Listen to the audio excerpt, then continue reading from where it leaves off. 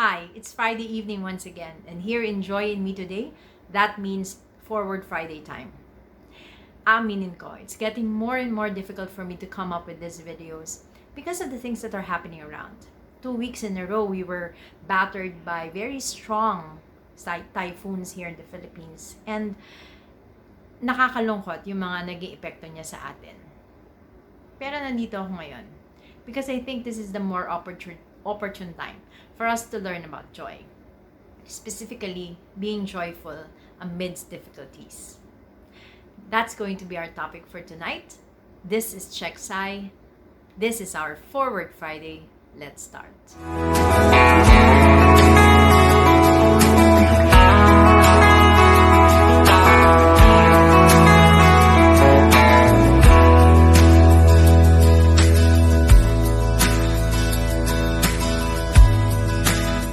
Are you always joyful?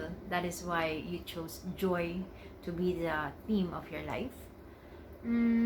Let's just say, to answer that, kung kilala nyo ako at nakita nyo na ako sa personal, most probably, the first time you ever saw me, nakasimangot ako.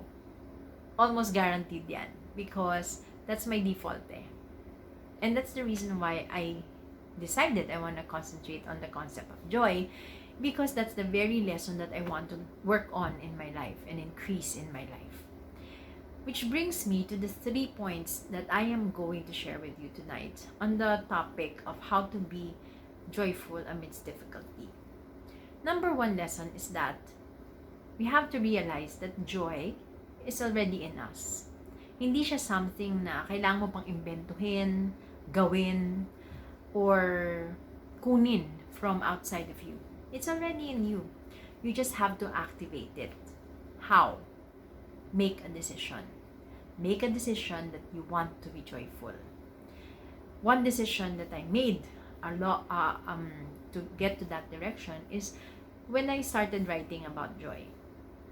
Actually, when I started it, hindi yun sa time na I was particularly happy and successful and contented in my life. On the contrary, it was at the time when I couldn't close the gap between my ideal self and my ideal life and the life that I was living. In the middle of that were wrong decisions, mga bagay na iniisip ko, too late na ba? Or mga times when I'm doubting myself and my kakayanan. My mindset, my health, my circumstances were working against me.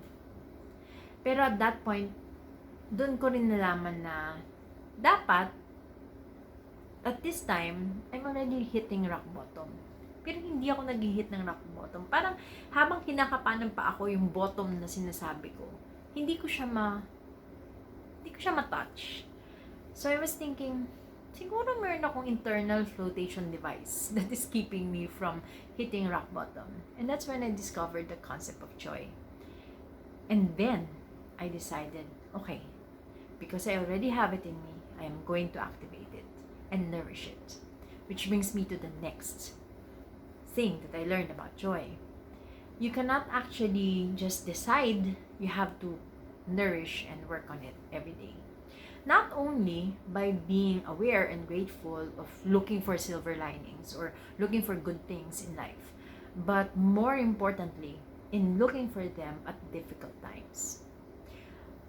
I don't think anyone can face you and talk to you about joy if they have never been sad or they have never been in difficult times and they survived and thrived through it. Kasi doon nagkakaroon ng flavor, body, at saka laman, yung joy ng isang tao. When they have already experienced a low point and at that low point, they realize that they can actually survive it. Habang nilalangoy nila yung sarili nila from peril, no, or from a sad situation to the shores of good times, doon nagkakaroon ng kwenta, ng laman, yung ikinasaya nila later on. It is on working on your joy that actually joy flourishes or joy emerges, diba? Kung binigay lang sa atin yung joy, as in anything that comes easy, hindi siya papahalagahan o hindi siya masarap i-savor kasi nandyan lang siya eh, 'di ba? The last point I want to share to you about joy, especially in difficult times, is that when you survive something or when you find joy in something, always make it a point to share it with others. Kay kwento yan, kay experience yan, kay blessing materially yan. Share. And then you will increase your capacity for joy, your ability to be joyful, and in fact, just the feeling of joy will be increased in you. So number 1, joy is already in you. You just have to activate by deciding. Number 2, you have to nourish joy by actively being aware of the good times, but most especially how the bad times are making you a survivor, a person who thrives, a person who triumph over something. Therefore, you have earned that feeling of joy. And lastly, to whenever you experience joy, whether in the way you live your life, in the stories of your life, or in material possessions, always share it with others, because then you guarantee that you will keep having joy and you will increase the joy that you already have in your life. 3 things that I want to share with you about surviving in these difficult times. Believe that you already have joy in yourself and that you never lost it or you will never lose it as long as you work on it every day. That's our Forward Friday for this week. Amidst difficult times, we virtually hug each other and stand by each other, because when we get through this, it will be a party of victorious stories and joyful reunions. See you again next week. Bye.